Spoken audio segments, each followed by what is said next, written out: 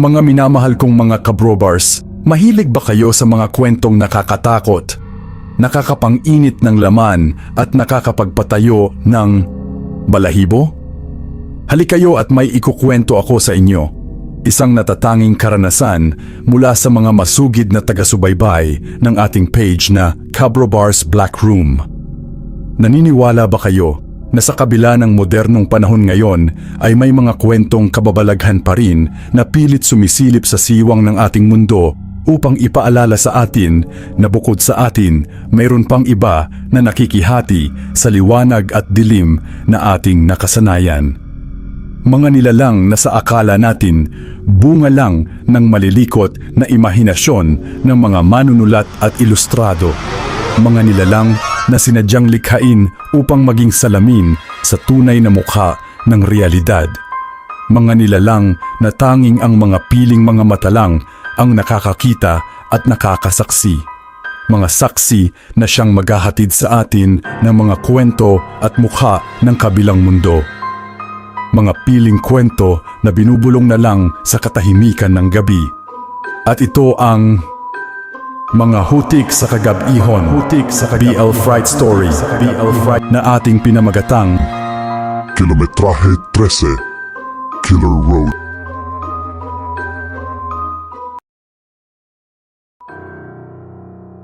Anak naman pare, ano ba itong nirentahan mong van? Wala na bang mas vintage pa dito? Reklamo ni Tim nang makita ang van na kinuha ni Drew para gagamitin sa kanilang out-of-town trip.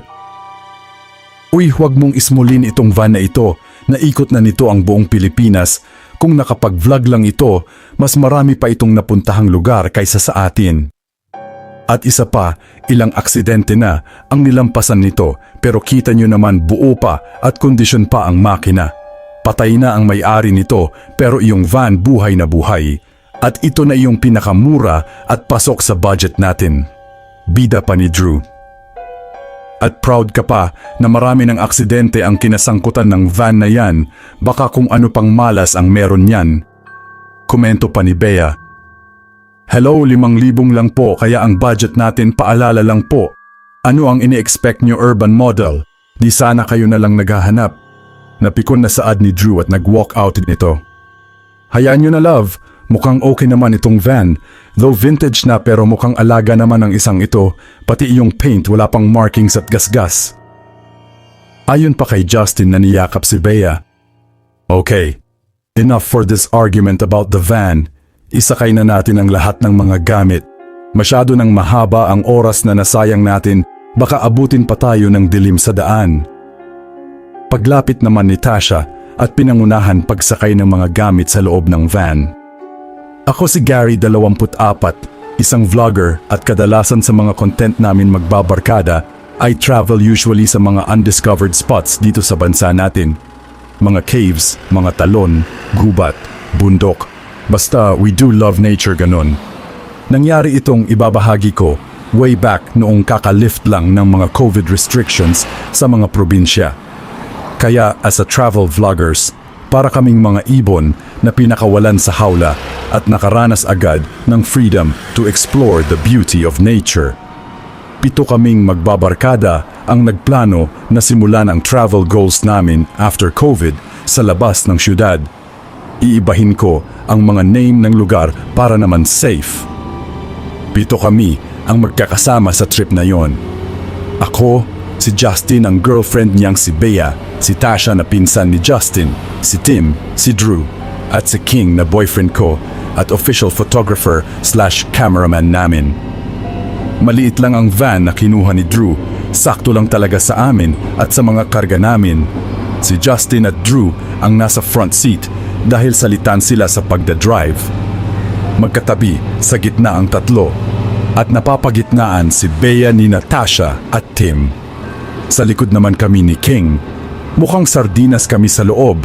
Buti na lang may aircon ang van at maayos ang aircon.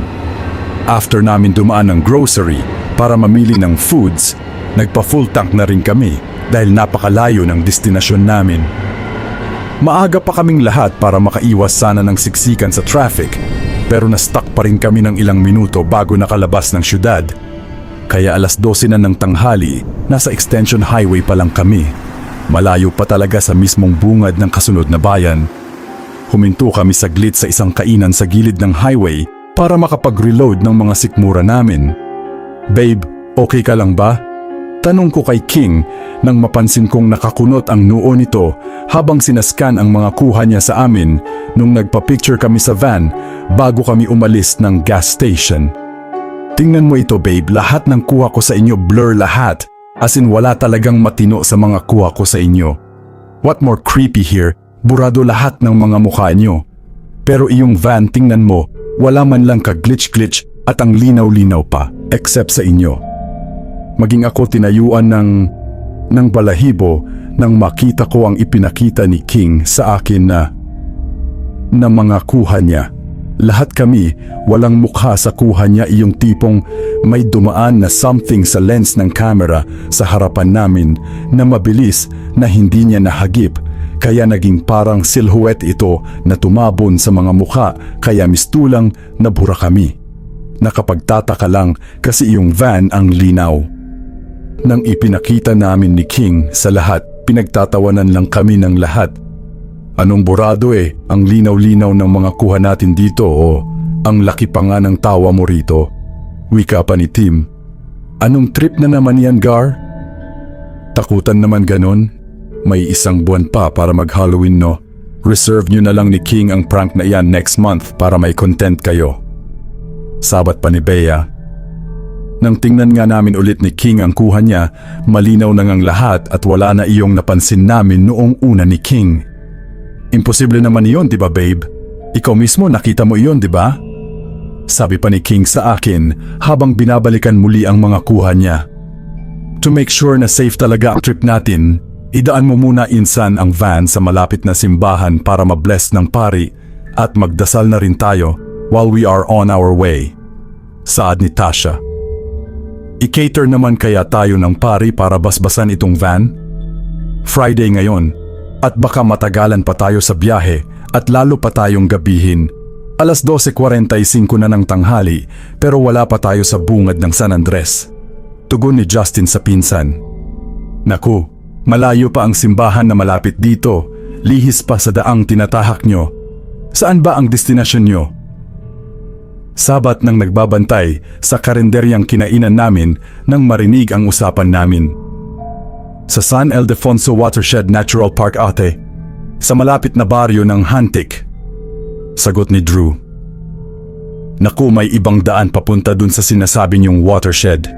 Pero huwag na huwag kayo dadaan ng baryo Hantik. Baka sa iba kayo dalhin ng daan at hindi na kayo makabalik. Saad ng babae. Kitang-kita namin ang takot sa reaksyon ng mukha nito nang mabanggit namin ang baryo Hantik. Lumapit pa sa amin ang matandang lalaki na nagpakilalang ama ng Ale. Nagbabala ito sa amin at nagpaalala sa maaari naming gawin kapag mapadaan kami sa kilometrahe 13. Ang tinaguriang Killer Road dahil sa hindi na mabilang na mga aksidente at trahedyang nangyari sa daan na iyon. Kung itong highway na ito ang susundan nyo para marating ang destinasyon nyo, wala pang 3 o 4 na oras mararating nyo na ang bayan ng San Ildefonso. Pero ingat lang sakaling malapit na kayo sa kilometrahe 13 na tinatawag nila. Kailangan bago pa kayo mapadaan doon, bumusin na agad kayo ng 7 beses at magdasal kayo na gabayan kayo na makatawid ng ligtas. Tapos maghagis kayo ng asin at barya sa gilid ng daan bilang bayad sa buhay nyo. Iwasan niyong lumampas sa lugar na iyon na hindi ginagawa ang bilin ko. Dahil baka hindi pa kayo makarating sa pupuntahan nyo, wala na kayo. Hindi sa tinatakot ko kayo, pero marami na ang nangyari sa lugar na iyan. Kaya isaalang-alang nyo ang kaligtasan nyo bago kayo tumuloy. Ayon pa sa matanda, may ibang daan naman kaso aabutin kayo ng 6 na oras bago nyo marating ang San Ildefonso. Sabi pa ng Ale. Te, paano ba namin malalaman na nasa kilometrahe 13 na kami? May signage ba? Markings o poster na palatandaan na iyon na ba ang lugar? Tanong ko pa sa matanda. Natawa ito. Walang palatandaan o signage na ganun. Dahil wala naman talagang ganung lugar. Nakasanayan na lang tawagin iyong kilometrahe 13 kasi nga malas ang numerong 13. Huwag kayo mag-alala, makikita nyo rin iyon at mararamdaman na malapit na kayo dahil ang daan mismo ang magsasabi sa inyo. Kalokohan? Meron pa bang ganyan? Kung totoo nga iyan, bakit may mga bus pa at mga truck na bumabiyahe at tumatawid ng highway? Kwentong baryo lang yan. Kapag may nangyayaring aksidente, ina-associate agad nila sa mga ganyan, pero ang totoo, negligence iyon ng mga driver na hindi nag-iingat. Anyway, thank you Manong sa asin. Ang galing ng marketing strategy nyo. Tugon ni Justin sabay kuha ng binili naming asin sa karinderyang iyon at bumalik ng van. Kayo rin baka, pagsisihan nyo ang katigasan ng ulo nyo. Hindi porket nasa modernong panahon tayo kakaligtaan na lang nyo ang mga nakaraan at nakasanayan. Sabi pa ng matanda. Nang makabalik kaming lahat sa van at nakaalis na sa karinderya na iyon. Todo halakhak sina Tim at Drew sa pambabara ni Justin sa matanda kaya sinaway sila ni Tasha. Walang masama kung sumunod na lang tayo. Hindi tayo pamilyar sa lugar na iyon. At first time natin dito. Wika pa ni Tasha. Marketing strat lang nila iyon insan para mabilhan sila ng asin. May nakita ka bang mga bahay sa paligid nila? Wala, di ba? Sino ang bibentahan nila ng asin di ang mga sasakyan na dumadaan sa kanila palabas ng syudad? Di ba nga dahil sa kwento na pabili agad kayo ng 2 plastic ng asin na ang mahal? Mura pa yata ang asin sa grocery store. Saad ni Justin. Benditado at may dasal ang asin na ito, kaya hindi ito ordinaryong asin na pangdaing. Alam mo Tin, minsan din makinig naman tayo sa mga matatanda dahil bago pa tayo, sila na ang nauna sa atin, sabi ko. Okay, fine, kayo na ang panalo. Whatever that is, nasa driver pa rin ang kontrol ng manibela. Love, pahiram nga ng phone mo tapos paki-on ng map, baka lumampas tayo sa tinatawag nilang kilometrahe 13. Natatawa pang sabi ni Justin. Ayon sa matanda, 3 oras hanggang 4 na oras lang ang biyahe namin, mararating na namin ang pupuntahan naming bayan. Ngunit mag-aalas 5 na ng hapon, nasa highway pa rin kami. Nag-worry na ang mga babae kasi papadilim na at wala man lang kami makitang bahay o pamilihan sa gilid ng daan. Kahit sign man lang ng tao na makakasalubong o mga bus o kotse na kasabayan, wala. Tila kami lang ang nag-iisang van na tumatakbo sa gitna ng kahabaan ng highway kung saan both side ng daan mga matataas na puno na hindi naman pamilyar sa amin. Walang mga signal ang mga phone namin at maging ang locator map hindi na gumagana. Tumatakbo kami pero hindi umaalis ang posisyon namin sa map. I told you. Sabi ko na nga ba naliligaw na tayo? Hindi ka kasi naniniwala. Now what? Ano na ang gagawin natin? Ang natataranta ng sabi ni Bea kay Justin. Shut up please! Paano ako makakapag-isip kung ang ingay mo? Sigaw ni Justin sa kasintahan na si Bea. Justin, pakibagal saglit ng van. Mukhang ito na yata ang sabi ng matanda. Tim, may barya ka ba dyan? Maghagis ka sa labas. Ako dito sa kabila. Gar, magsaboy kayo ni King ng asin sa side nyo. Saad ni Tasha. Ginawa nga namin iyon, ngunit tila lumampas na kami sa kilometrahe 3 na tinatawag nila. Past 6 na ng gabi pero nasa highway pa rin kami. Ang ipinagtataka talaga namin dahil parang napunta kami sa ibang lugar dahil kakaiba ang tayog ng mga puno at klase ng mga ito na nagmistulang mga bakod na nakahilira sa magkabilang side ng highway. Nagkasisihan na ang lahat dahil sa nangyari. Nag-away-away na ang lahat sa loob. Ayaw naming makialam ni King dahil wala namang maitutulong sa amin kung pati kami sumali pa sa bangayan. Please Justin, itabi mo muna ang van. Huwag kayo mag-away ni Bea na nagda-drive ka. Baka lalo tayong mapahamak sa ginagawa nyo. Saway ni Tasha sa dalawa. Pagkatabi ni Justin ng van, lumabas agad ito ng van. Sumunod naman sa kanya si Bea, grabe ang sermon at paninisi sa kanya. Naiwan kaming 5 sa loob habang pinapanood ang dalawa nang biglang napakislot si Tim at napatingin sa bintana na nasa side niya. Nakita niyo iyon? Bulalas nitong tanong. Napabaling na ang atensyon namin kay Tim dahil bigla na lang ito namutla. Ano ba kasi iyon? Ano ba ang nakita niyo? Tanong ni Tasha kay Tim. Iyong tren, iyong malaking tren na dumaan ngayon lang dito mismo sa gilid ng van. Nakakalula ang laki nun. Ngayon lang ako nakakita ng ganong klaseng tren na ubod ng laki at ang liwaliwanag. Kwento pa ni Tim. Kalokohan, baka nananaginip ka lang pare. Kanina pa ako nakadungaw dito sa bintana ko kahit ibong wakwak wala akong nakita. Tren pa kaya? Tugon ni Drew. Wala talaga kaming napansin o nakita nun, madilim na sa labas ng van, nasa side likod ako ng ni Tim. Kaya if ever na may makita ito, makikita ko rin pero hindi talaga namin nakita ang sinasabi nitong malaking tren. Natigil lang ang kwentuhan namin nang may napansin si King. Saan na ang dalawa? Wala na sina Justin at Bea. Bulalas ni King. Dali-dali kaming lumabas na 5 para tingnan ang dalawa ngunit wala na sila. Parang bula na naglaho sa dilim sina Justin at Bea. Magdala kayo ng magagamit natin. Dalhin nyo na rin ang mga bags nyo, papasukin natin ang kakahuyan, hahanapin natin ang dalawa. Saad ni Tasha. Kailangan may maiwan dito sa van, ako na lang magbabantay ng ibang gamit dito. Ayon pa kay Drew. Pumayag na kami kasi baka nga may mangialam pa sa mga natira naming gamit sa van. Bitbit ang mga flashlights at iba pang mga gamit, pinasok namin ang madilim at masukal na gubat na iyon sa gilid ng highway. Babe, huwag kang hihiwalay sa kamay ko kahit anong mangyari. Itong belt ng sling bag ko, itatali ko ito sa kamay natin. Whatever happens, walang bibitaw, sabi sa akin ni King. Okay babe, walang hihiwalay, walang bibitaw, tugon ko. Kainggit naman ang mga ito.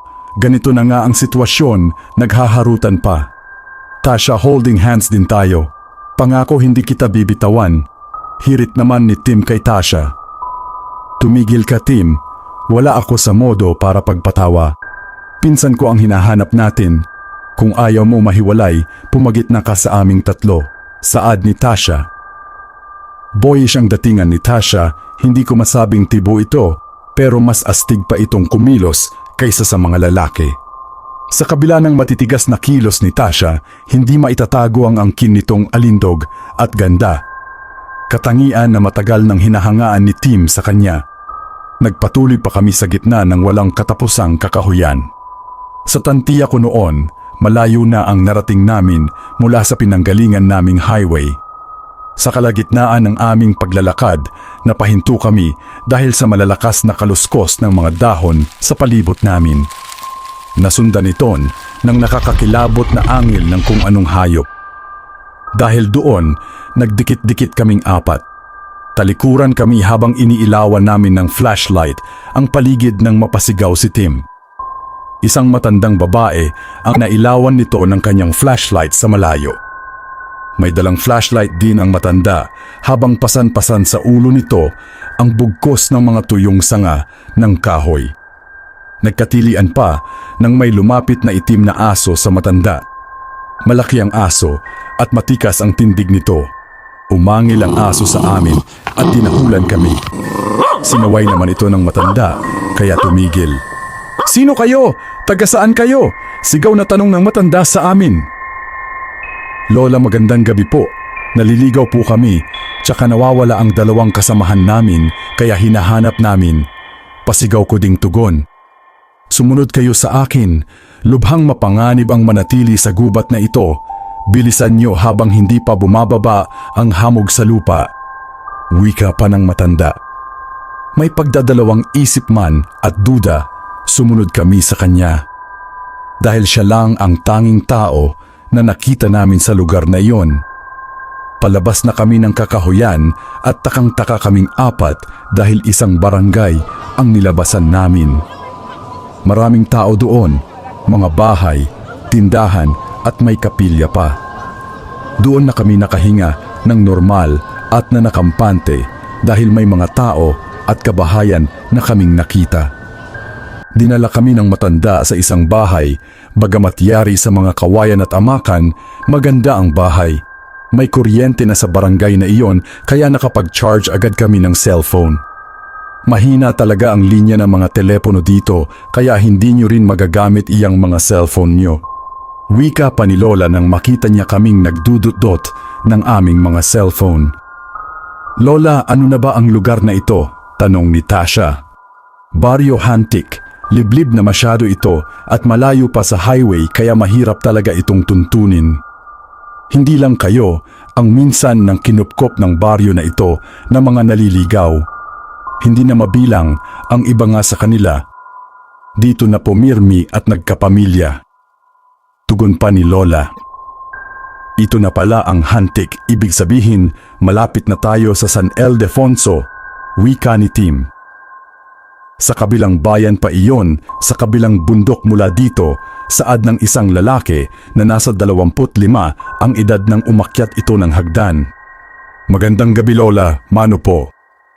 Paggalang ng lalaki kay Lola Esma. Siya si Abner, apo ko. Ang tanging kasama ko dito sa bahay bukod sa aso kong si Anino. Ginabi ka rin Abner, may bago ba? Tanong ni Lola sa apo nito. Naunahan ako, hindi ko na itawid dito Lola. Ang malungkot na sagot ni Abner. Mabuti magpahinga na muna kayo, malamang pagod pa kayo sa kakahanap ng daan. Wika pa ni Lola. La, pwede ba namin balikan muna ang kasama namin sa highway? Nagpaiwan pa kasi sa van. Hiling pa sana ni King, ngunit biglang nagalit ang Abner. Hindi pwede, dumito na kayo, nilukob na ng dilim ang lupa, bababa na ang hamog, hindi na ligtas ang lumabas, saad pa ni Abner. Ipagpabukas nyo na lang iyan, ligtas ang paggala kapag may liwanag, sabi pa ni Lola. Hindi kami pwedeng mag-relax dito Lola habang nawawala pa ang pinsan ko at ang girlfriend niya. Saad ni Tasha na puno na ng pag-aalala. May inabot si Abner kay Tasha, cellphone iyon ni Bea at ball cap ni Justin. Natulala na lang si Tasha sa kinuwento ni Abner sa amin. Wala ang hinahanap niyo, kinuha na sila. At ito lang ang inabutan ko sa daan. Ayon pa kay Abner, walang linaw kung ano ang mga pinagsasabi sa amin ng maglola. Lahat kami napapaisip kung ano ba talaga ang nangyayari at kung sino ang tinutukoy nilang kumuha kina Justin at Bea. Pinagpahinga nila kami sa isang silid, magkakasama kami roon. Agad na pumasok sa isip namin ni King na baka mga rebelde ang tinutukoy ng maglola na kumuha kina Bea.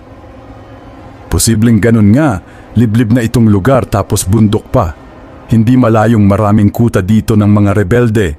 Bali-balita kasi na uso sa mga ganitong lugar ang pananambang, pagsang-ayon pa ni Tim sa amin.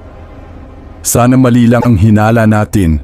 Diyos ko ang pinsan ko, ang iyak na si Tasha. Gumawa ako ng sandwich, peanut butter lang ang palaman niyan. Yan lang kasi meron dito, kainin nyo. Pagpasok ni Abner sa aming silid. Gutom nga kami nun. Tubig lang ang bitbit namin dahil iniwan namin sa van ang mga pagkain. Kanya-kanyang kuha kami ng sandwich at kinain iyon. Iyon na lang ang huli kong naaalala dahil nakatulog na kami.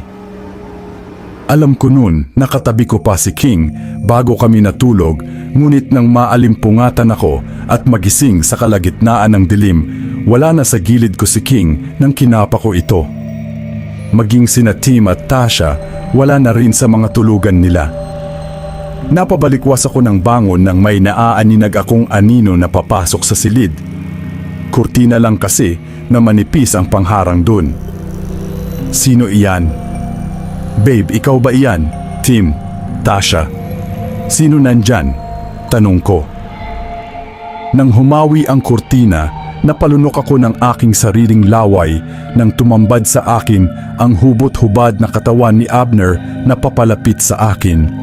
Nangingintab ang katawan nito sa tila langis na pinahid sa kanyang katawan. Nakakatuksong pagmasdan ang matipuno at balbon na katawan ni Abner. May itsura si Abner at kahit sinong bakla mapapaluhod at mapapasamba sa laki at haba ng kanyang baston na nakalawit sa gitna ng kanyang mga malalaman na hita. Hindi ako makakilos sa pwesto ko. Tila na hipnotismo ako sa mga titig sa akin ni Abner. Papalapit ito sa akin at nang magkaharap na kami, may binulong ito sa akin na kinabahala ko. Huwag mo nang hanapin ang mga kasama mo. Dahil pagkatapos nila, ikaw naman ang isusunod. Pero bago iyan, pagsasawaan na muna kita. Sambit nito sabay pasok ng matigas nitong dila sa tenga ko. Para akong mababaliw sa kiliti habang ginagalugad ng dila niya ang butas ng tenga ko. Gusto kong manlaban dahil pakiwari ko may ginawa silang masama sa tatlo ngunit natatalo ako ng libog ko. Lalo pang tumaas ang libido ko sa katawan ng pinahiga, muli ako ni Abner at tinanggalan ng lahat sa aking katawan. Napapikit na lang ako ng mata ng sinibasib ni Abner, ang bibig ko ng mapusok ngunit masuyo nitong halik. Ang lambot ng bibig ni Abner. Napapaliyad ako sa tuwing sinasagi nito sa aking burat ang kanyang e-tits. Ang sarap magpaligaya ng bakla ni Abner, sukdulan ang sarap na naramdaman ko habang sinasagad nito sa balon ko ang kanyang piko. Daig ko pa nun ang binabarurot ng 3 talong ng sabay sa laki ng pangkalkal ni Abner ng hukay. Panay ungol kami at halinghing ng sabay, ramdam ko na ang paninigas ni Abner, kaya lalo ko pang idiniin ang pagkakasalpak nito ng baril niya sa holster ko. Napakapit ako ng husto kay Abner habang nakayakap nang malapit na ako. At ilang minuto pang pagtaas baba nito sa akin, sabay na sumambulat sa mga sarili namin ang aming katas ng paghihirap. Sinaid talaga ni Abner sa loob ko ang dagta niya habang kumakaldag pang nakabaon sa akin. Umuungol pa rin ito sa sarap. Ngunit ang pag-ungol na iyon ay unti-unting naging atungal ng isang aso hanggang sa naging mga pag-angil na iyon ng isang nakakakilabot na boses ng halimaw. Agad ko rin naramdaman ang biglaang paglapad ng katawan ni Abner sa ibabaw ko. Kaya napabitaw na ako ng pagkakayapos sa kanya. Doon ko na rin napansin ang biglaang paghaba ng mga balahibo nito sa katawan. Kumapal ito at ang itim-itim. Napasigaw na lang ako sa hilakbot nang makita ko ang pagbabago ng mukha ni Abner, naging aswang! Huy babe gising, binabangungot ka yata. Boses ni King ang bumungad sa akin nang dumilat ako. Agad akong napayakap kay King ng mahigpit na mahigpit. Mga aswang sila babe. Si Abner nakita ko nagbago ang mukha niya sa harapan ko. Aswang sila. Bulong ko pa kay King na hingal na hingal. Anong aswang babe? Ang gandang lalaki ni Abner pagkakamalan mong aswang? Kung sinabi mong engkanto, maniniwala pa ako. Pero aswang parang malabo. And besides, panaginip lang iyon babe. Narinig kitang umuungol mula sa labas kaya ginising kita. Halika na sa kusina. Nandoon na si Natasha at Tim kumakain. Saad pa ni King sa akin. Anong oras na ba? Tanong ko. 10:30 na babe. Kanina pa nga kami gising na 3. Hinayaan ka na lang namin kasi ang himbing pa ng tulog mo. Actually sila Tasha at Tim talaga ang unang nagising. And you know what babe? Ang weird ng dalawa nang inabutan ko sila sa kusina. Tugon ni King sa akin. Anong weird babe? Di ba nga parang aso't pusa ang mga yan? Si Tasha kanina inabutan ko sinusubuan ng suman si Tim. Ang sweet ng dalawa at hanggang ngayon hayon nasa kusina parang tinalo pa tayo sa kaswitan. Ayon pa kay King. Lumabas ako kasama kay King at tinungo ang dalawa sa kusina. Inabutan nga namin dun ang dalawa na nagsusubuan ng suman habang nakakandong pa kay Tim si Tasha. Nasa pugon naman noon si Lola Esma na nag-iinit ng tubig. Ayos lang ba kayong dalawa? Tim? Tash? Tanong ko na nagtataka rin sa sweetness nila. Oo naman, sinagot ko na si Tim at kami na, sagot ni Tasha. Pakipot pa kasi, may gusto rin naman pala sa akin. Dito ko lang pala matatanggap ang matamis nitong oo kung alam ko lang. Noon ko pa ito dinala rito. ang masayang dugtong na tugon ni Tim. Well, congrats. Finally, Tim, hindi ka nahopiya kay Tasha, sabi ko pa. Masaya ako sa dalawa pero pakiramdam ko talaga noon parang may mali na hindi ko naman alam kung ano. Hinanap ko si Abner kay Lola dahil hindi ko ito napansin doon nang biglang pumasok sa loob ang malaking asong itim ni Lola na si Anino. Kakaiba talaga ang laki ng asong iyon, parang tao. Dog lover ako at marami akong fur baby sa bahay at alam ko ang lahat ng breed ng aso sa buong mundo. Pero iyong aso ni Lola, hindi ko matukoy kung anong lahi. Malaking pagkaaso, malalago ang itim na balahibo sa katawan. Tayong-tayo ang patulis nitong mahabang tenga, malalaki ang ngipin na nakakatakot. Tapos ang mata niya parang mata ng tao, tapos pulang-pula. Parang crossbreed ng lobo at German Shepherd ang aso, pero iba talaga ang lahi niya. Lumapit ang aso sa akin at inamoy-amoy ang singit ko, tsaka dinambahan ako at dinilaan sa mukha. Halos kahit ko lang din ang aso nung tumayo ito sa akin. Doon ko napansin na lalaki pala si Anino. Babe, mukhang pati aso nalilibugan na sa iyo. Tingnan mo ang hotdog niya, lumalabas na. Huy Anino, sorry ka na lang. Akin na itong babe ko, taken na siya. Saad pa ni King sabay himas sa katawan ng aso. Inangilan ng aso si King kaya sinaway ito ni Lola. Tumalilis namang lumabas ang aso nang pagdilatan ito ng mata ni Lola Esma. Pagkatapos ng almusal namin, niyaya na namin ni King sina Tim at Tasha na balikan na namin si Drew sa van at para makaalis na kami. Nagulat kami ni King sa naging tugon ng mga ito sa amin. Iyong tugon na walang kaganagana. Kayo na ang pumunta kay Drew, maghihintay na lang kami dito ni Tim sa inyo. Ingat kayo sa paglabas, balikan nyo na lang kami rito ni Tasha. Takang-taka man hindi na namin pinilit ni King. Kita naman kasi namin na parang nag-glue na ang dalawa sa isa't isa at ayaw na mahiwalay. Kami na ni Anino ang maghahatid sa inyong dalawa sa labasan. Wika pa ni Lola. Si Abner na lang po, Lola, baka mahirapan pa kayo, malayo ang highway mula rito, saad ni King. Kahit makipaghabulan pa ako sa mga baboy ramo sa talon, kaya ko pang tumakbo. Hindi porket kulubot na ang balat ko, mahina na ang tuhod ko. Tandaan nyo, kalabaw lang ang tumatanda. At wala si Abner, may trabaho. Ayon pa kay Lola. Nauuna sa amin ang aso, tapos si Lola, nakasunod naman kami ni King. Ngunit sa aming paglalakad, may napansin kaming kakaiba ni King. Ang bilis namin narating ang highway. Hindi nga kami napagod sa kakalakad. Hindi lang namin alam kung shortcut ba iyong dinaanan namin, pero ang dali lang talaga namin narating ang highway. Papalapit na kami ng highway nang mapansin namin ang umiilaw na sirena ng patrol ng pulis, ambulansya at napakaraming tao na naroon sa kalsada ng highway. Hayan na ang highway, puntahan nyo na, wika ni Lola. Akala namin nakasunod pa sa amin si Lola, ngunit nang makaapak na kami ng highway, paglingon namin wala na sina Lola at ang aso. Wala na rin ang mga puno at gubat na kanina lang nilabasan namin. At nang lingunin ko si King, wala na rin ito sa aking tabi.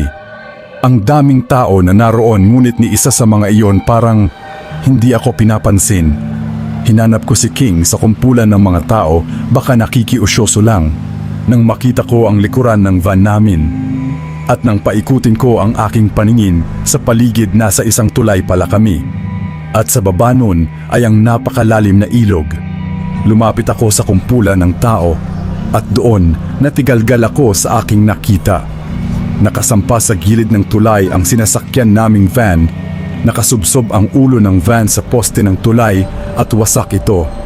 At mula sa loob ng van, dalawang katawan ang hinugot nila mula sa loob at isinakay sa ambulansya.